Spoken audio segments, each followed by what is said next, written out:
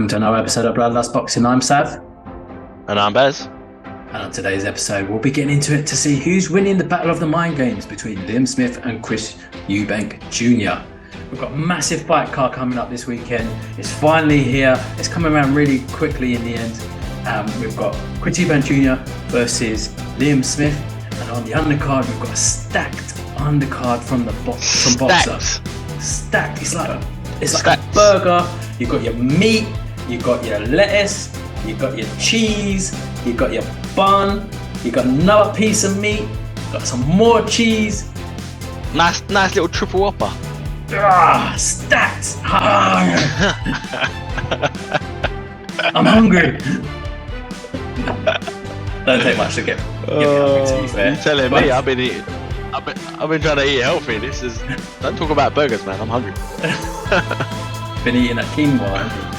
Yeah, quinoa, some avocado. Oh, nice. But anyway, let's get into it. Yeah, it's a good undercard. So let me run through it quickly. We've got Chris Eubank Jr. versus Liam Smith, topping the bill in Manchester on a Boxer card. I believe it's the AO Arena. We've got Richie Riappro versus Garaki. Manchester. Oh, friend! Friend! All I hear is be like, what the heck are they going on about? But yeah. Yeah. In Betweeners, check it out, the UK version. But we've got Richie Riappro versus Garaki on the other card. We've got Chris Kongo versus Echo Esserman. We've got Fraser Clark. We've got Joseph Parker versus Jack Massey. Stacked. But let's take it from the top. Stacked. From the top down. So we did a previous predictions or preview video a little while back. Has your prediction changed from before? I think I said, you know what, I can't exactly quite remember, but I think I said Liam Smith points win. I said Liam Smith points. So we both went Liam Smith. We said it's going to be a tight fight. And I said someone is definitely going to go down in this fight. They will not, I reckon they're going to go down and get back up again. And then I think maybe potentially both fighters could go down in the fight. But in the end, it will go to points. Are those head games getting in there, those stuff? I watched the gloves are off. Obviously, that was filmed a little while ago, and they released it as I think it's about a couple of days ago now. But from that, to me, I took it Liam Smith won that the battle of the mind games. Yeah, you reckon? Yeah, I think he won that. You have to look at the subtle undertones of what was being said and read between the lines. You've got to decode it, mate. You've got to decode it. So there was some things there. I don't know whether to bring it up on this video or not, out of respect, but there's one or two things Liam Smith was saying, and maybe he was conscious of what he was saying and how he was saying it or not. But when the camera panned back to Chris Eubank Jr., you could see it was getting in there. Do you know what I'm talking about? I don't know. I don't, to be fair, but there's a few things that I picked up on it when I was watching it, and it looked like it got to Chris Eubank Jr. Regardless of whether he meant it or not. There was some leaked DMs as well. Again, even from that, it seemed like Chris Eubank Jr. is just like he's trying to rile Liam Smith up, but I don't think it's working.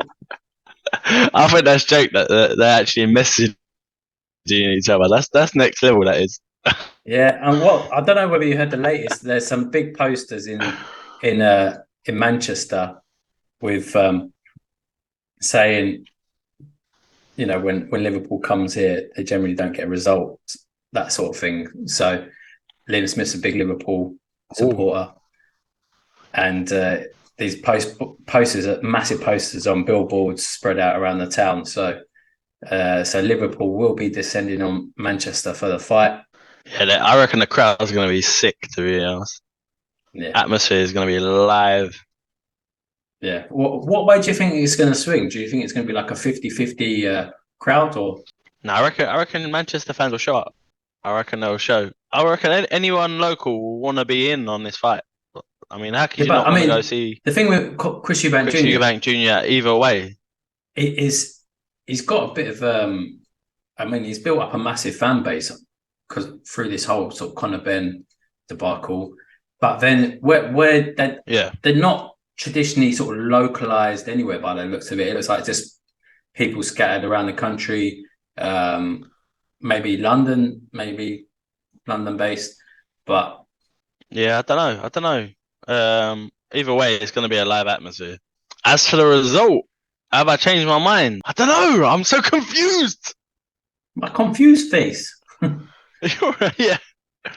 Oh, I don't know which way it's going to go. I don't. It's a 50-50 fight. It's Um, a 50-50 fight. yeah. I mean, I've seen Chris Eubank mash up. Like, even as much as he doesn't like to admit it, he has been mashed up. So, have I ever seen Liam Smith mashed up so far? Not that badly, nah. Well, he lost to Canelo, didn't he? So, but then it's Canelo. Yeah, and even then, I didn't think he was like, I didn't think he was proper smashed up. I don't know. I don't know. Whereas Chris Eubank, when he fought Groves, he was not in a good state after. Yeah, but I mean, he stayed on his feet, and he hasn't been down in his career. But yeah, Hmm. he was hurt in that He fight. tends to pan off quite a bit towards the latter rounds. I feel though, so I don't know. I think if Liam keeps his normal trend, he'll get his power back in the latter rounds, and then I'm gonna have to say I still think it's a Liam Smith win.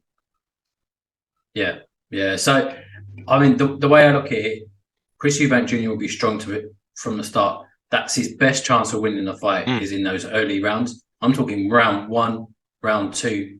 That's when he needs to win the fight. We saw when Liam Smith fought Fowler, that Fowler had success to begin with, and then Yeah. Liam Smith came on stronger in the fight and outclassed Fowler. But those first couple of rounds, you were thinking Fowler might get a result. So I think it's going to be a similar sort of scenario here. Chris Eubank Jr. has to be strong from the first two rounds to win, and that's when he's going to win. If it goes in the latter rounds, then I think it'll be Liam Smith.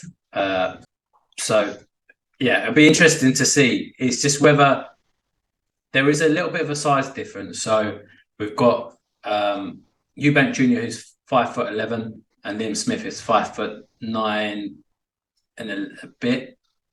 They're a similar age. There's only 1 year difference, and then they've got a similar record as well. Really, I think Eubank Jr.'s got 32-2. Mm. Liam Smith's 32-3. One draw. Eubank Jr.'s got 23 KOs, and Liam Smith's got 19. So they've got a similar record, but then who's got the better resume? If you went on who they fought alone, like, and forget about the wins and losses aside, then you would have to say Chris Eubank Jr. I feel like. But then if Yeah, you went on the people that but Liam they've Smith actually fought beaten, Canelo. yeah, but that's it. I I mean, he mean, lost to Canelo, it's mainly but just Canelo, isn't it? no, he's got a strong record there. And they both fought Liam Williams as well, Yeah. so they both got quite good resumes, to be honest. But I think we have to cover some of the undercard as well. But yeah, before we get into it, obviously we've got the Conor Ben thing still flying around in the background. It doesn't seem Mm. to be a resolution. The WBC, Mauricio Suleiman is saying that Conor Ben can fight. They're still doing their assessment in the background. There was some interesting back and forth. Eddie Hearn said that the WBC would be they said they'd make a decision by the end of December. That hasn't happened, obviously. Since then, what Eddie Hearn neglected to say was there was a 3 week delay where the WBC had gone back to Conor Ben's lawyers and they were waiting for a response. So there's a lot of, again, it's just so many shades, so many shady, like, I don't know, man. It's not good. But anyway, that I just wanted to put that out. So technically, Conor Ben can fight at the moment, but the WBC is still going through that report. in the background. And obviously, if he does fight before, He could have fought anyway, though. Yeah, but it wouldn't look good. No, of course not. I mean, they were saying, yeah, but obviously not under British boxing board of control. He can only fight under a foreign body, and it's just like, foreign well, license, yeah. you're not proving your innocence like that. Yeah, but anyway, we just wanted to provide a quick update, and as you said, let's have a quick look at the undercard. We've got Riapio versus Glowacki. Glowacki, 36 years old now, roughly. Richard Riapio is 33, fighting in the cruiserweight division, trained by Angel Fernandez. Ooh, that's a good fight as well, isn't it? Richard Riapio, he has to push on now. He's 33 years old, and this is a great test for him because Glowacki's got a good record. He's got I think 32 and 3. He's a seasoned professional. Whereas Richard Riapio has only had 15 wins. So it's a crossroads fight. So I think if he gets this one, then he needs to push on for world titles. It won't look good though if Riapio loses because Glowacki's lost 2 of his last 3 fights. So it's 2. He lost to Coley in 2021, and was it Marius Bradis? Yeah, Bradis as well before that. So I think it was 2 and 3. I think he won his last one. I think they may have had a fight in Poland. Yeah. Francisco Ribas. He's won 2 and 3. So yeah, it'd be a tough fight. The thing is with Richard Riapio, he has made improvements under Fernandez. Obviously, Angel Fernandez has been training or was training Joshua. Don't know if they're still linked up. Something I did notice with Riapio is he does gas out a little bit. So he's got out of jail a few times with his power, but I have seen him gas out, and that's a bit of a worry for me. In his last fight, he looked a lot better, but I think it was the fight previously. He was gassing out, and then he pulled off a massive punch, and it got a good win. But I'll be interested to see what's going on. Even in his last fight, I'd say that a little bit. Like he's still doing that little bit of a touchy jab, like just touching them, and then pouring at them. I hate that. Yeah, that's the Angel Fernandez style, and I don't like that. I was watching that, and I think it did improve in the last fight. Around the same time they had Garcia in the camp because they were training with you reckon? Joshua. Yeah, and I think it improved a bit. There was a bit more power in his jab. But I know what you're saying. Before then, it was a bit, as you said, it was kind of that pouring jab, that sort of a range finder. That jab should be every fighter's biggest weapon. And he's got power, isn't he? He's got so much power. You're not utilising that. Exactly. He's a massive guy. Yeah. But I'm a big fan of him. And I think I said it in one of the earlier videos, the cruiserweight division, especially in the UK, there's some interesting fights there. We've got a Coley, we've got Crispin and Smith, we've got Richard Riapio. It's all sort of building. I think there can be some great fights made there. I think everyone heating up.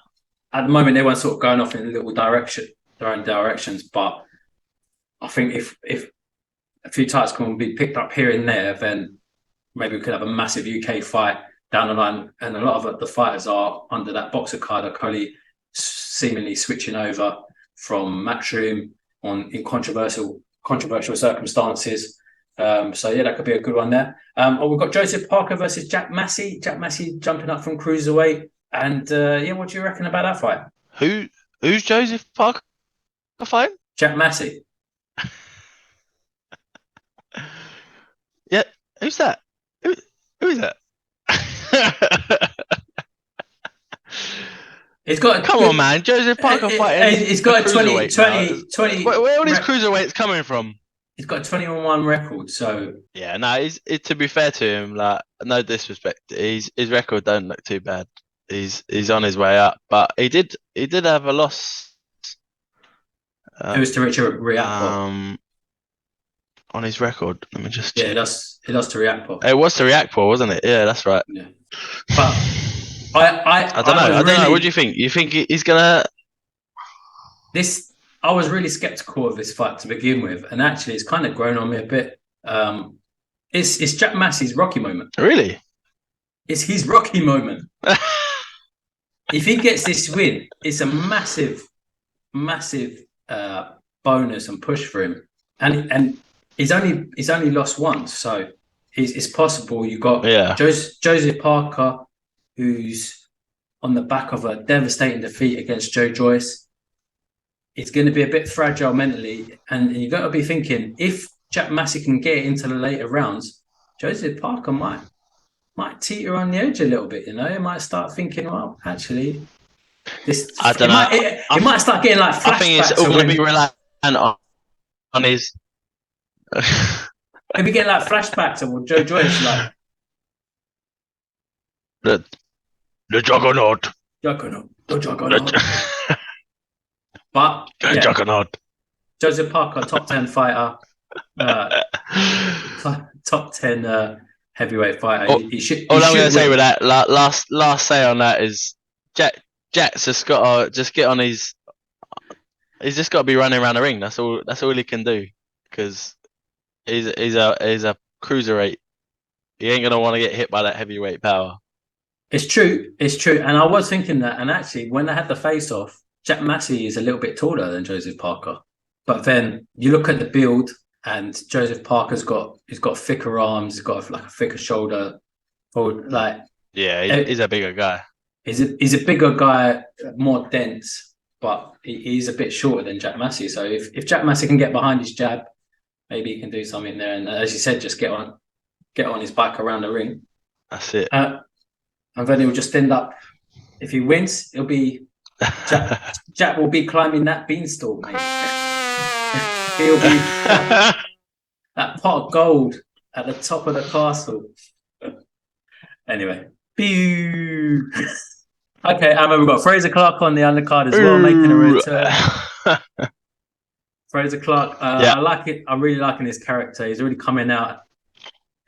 He was sparring with one of the little kids earlier today, and every interview I see with him, he just says it as it is. I just love that sort of that raw, just honesty. He doesn't care what anything. He doesn't play any politics. He just says it as it is. So even though he's not, he should be in a fight which he should win.